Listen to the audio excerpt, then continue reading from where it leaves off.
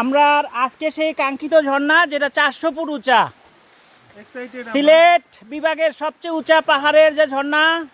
খালেদ ভাই কথাটা ভালো মতো শুনেন, সিলেট বিভাগের সর্বোচ্চ উঁচা যে ঝর্ণা সেটা আজকে আমরা দেখতে চলে আসছি। এবং এই যে ফার্স্ট টাইম কোনো ফিমেলার এখানে আসছে এই ঝর্ণা দেখার জন্য, যেটা কোনো অংশে মানে ভাওবা দিলে কম হবে। তো এখন এই যে আপনি ঝর্ণা দেখা যাবেন, যেটা দেখে আসলেন, আর এই পুরো রাস্তার সম্পর্কে কি ধারণা আপনার?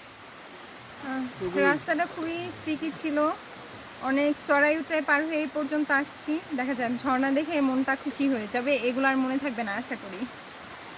সেম, কি বলবো আর, একই তো হইলো, আমাদেরও সবার একই বক্তব্য। আসলে অনেক কষ্ট করে অনেক চড়াই উতরাই পার হয়ে আসলাম, এখন দেখি কি হয়। ভাই বলেন প্লিজ। একই মাই এক্সপেকটেশন ইজ হাই। ভাই ভাই প্লিজ। অনেক এনজয় করছি, ওনারা থাকায় মানে কষ্টটা বোঝা যায় না, মজা করে করে চলে আসছি আর কি। আর এটা সেই লুকায়িত ঝর্ণা যেটা 400 ফুট উঁচা। এটাতে আমরা যাবো এখন। হ্যাঁ খালেদ ভাই, ঝর্ণাটা আসলে মনে হচ্ছে খুব এক্সাইটিং হবে, কিন্তু ওয়াটার ফ্লো দেখে মনে হচ্ছে হয়তো ওইরকম পানি হবে না। তবে আমার আশা আমি আরেকবার এখানে প্রচুর বৃষ্টির সময় আসবো, থ্যাংক ইউ। ঝর্ণায় বেশি পানি পাওয়া যায়। আমরা চলে যাচ্ছি, let's go. Let's go everyone. ঝর্ণা যাওয়ার আগে ছোটো একটা স্লিপার টাইপের ঝর্ণা, কয়েকটা স্লিপার দেখুন, এই পুরা টিম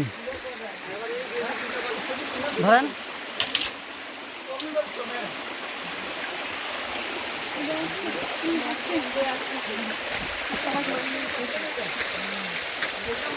একটি ট্যুরে আসলে এইভাবে মিলবন্ধন করে আসতে হয়। দেখেন 10 মিলে করি কাজ।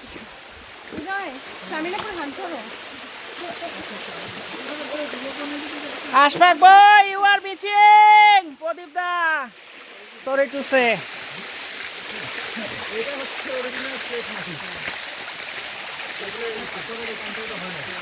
দাদা উঠে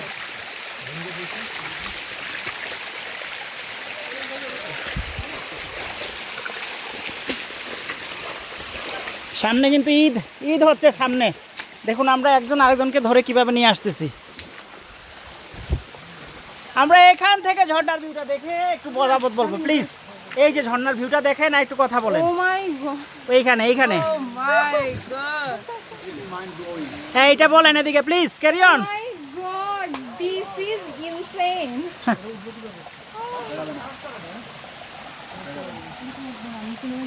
প্লিজ সামনে আসুন। আমি একটা ইন্টারভিউ করছিলাম, ওনার বয়স 50 প্লাস, হ্যাঁ, এখন ওনাকে এই মানুষটা এত দুর্বল, আমাকে ধরেও আমার লাগবে না। আপু আমার হাত ধরুন। দুর্বলের বাসি আমি সবার চেয়ে ভালো। এই দুইটা পাথরে পাবেন।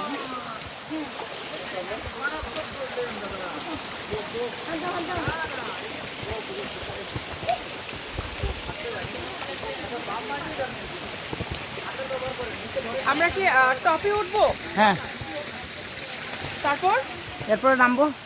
আবার নামবো? এটা নামা সহজ।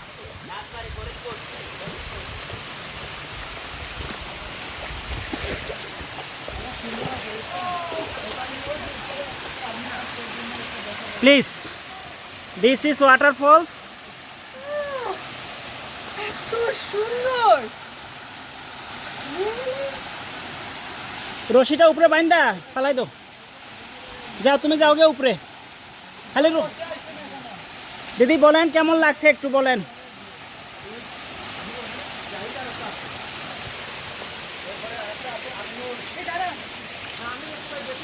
এবার টপে উঠে আবার আমরা নামবো?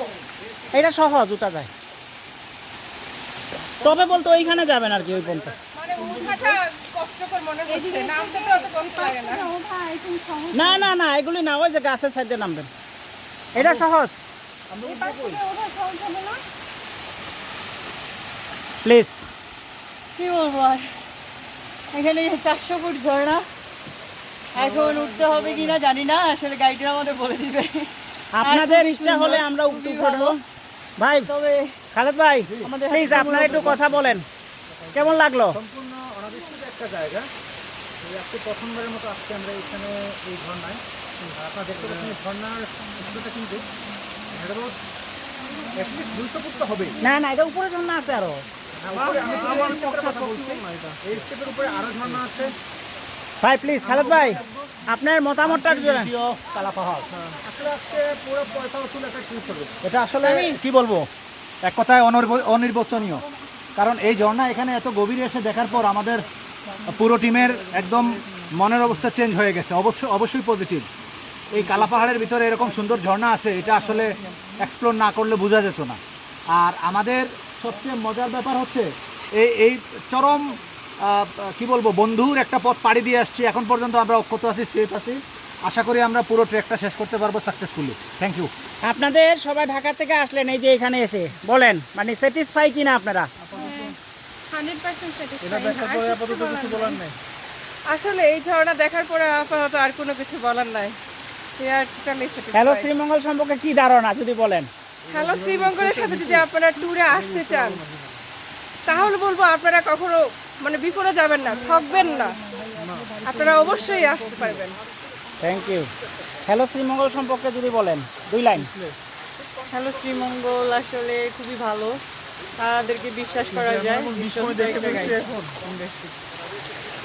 বলতে এমন এমন বিস্ময় জিনিসগুলো দেখতেছি এখন, যেটা অন্য কোনো গ্রুপ ট্যুরের সাথে আসলে দেখতে পারতাম না। আনএক্সপেক্টেবল। এদিকে আমরা বৌদি, না না না, ওইখানে উঠতে বৌদি হ্যালো শ্রীমঙ্গল সম্পর্কে যদি বলেন। টিম মেম্বাররা খুবই কোঅপারেটিভ, অনেক কিছু এক্সপ্লোর করাইলো, নতুন কিছু দেখাইলো। Thank you, all the best. আর এই হচ্ছে সেই ভাড়া উপরে উঠবো না।